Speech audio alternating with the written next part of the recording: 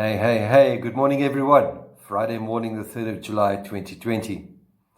This morning we're going to have a look at Ephesians chapter 6, verse 10, which reads, "Finally, be strong in the Lord and in his mighty power."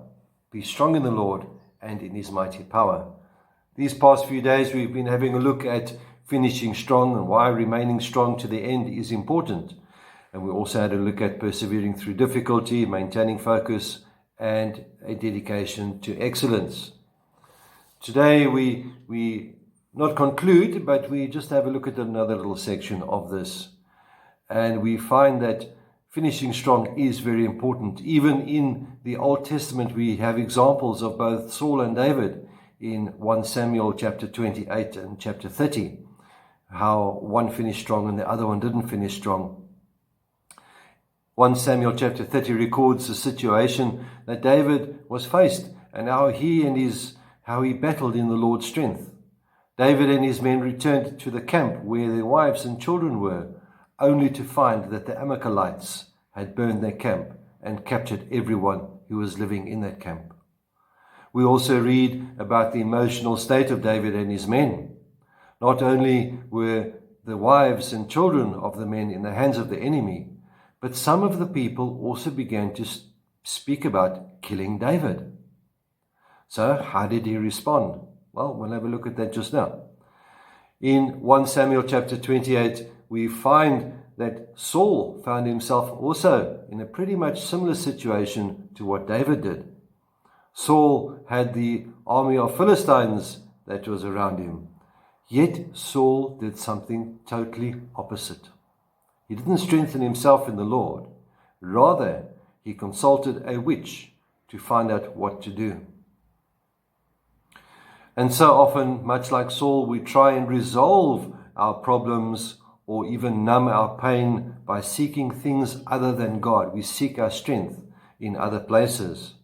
Some may turn to bitterness, mindless distractions, or even self-indulgence, perhaps even blaming others for what is happening, instead of turning to God, who is our real source of strength. Maybe we've also turned back to the place where it originally started, to that place of sin. David, on the other hand, did not respond as Saul did. Rather, David strengthened himself in the Lord. And we also read how David was led to the Amalekites, how he managed to dispose of them all and still get their belongings as a reward. One might even be brave enough to say that David preached the gospel to himself. That is, he was reminding himself of who God is and what God has done. And we find this many times in the Psalms, as David writes, how he continually cries out to the Lord. And this morning's Psalms, Psalm 70 and 71, reflect on that quite clearly. For us today, we can also remember that our strength comes from God.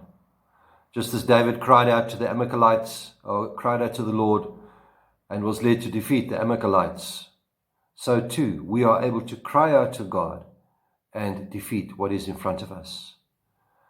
However, we always try and resort to our own sources and try and sort it out ourselves.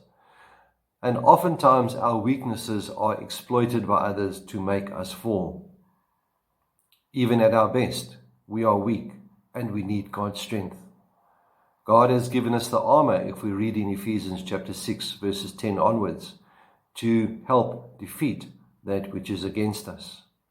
So we can cry out to God, and he will come and he will help us. He will strengthen us and he will encourage us.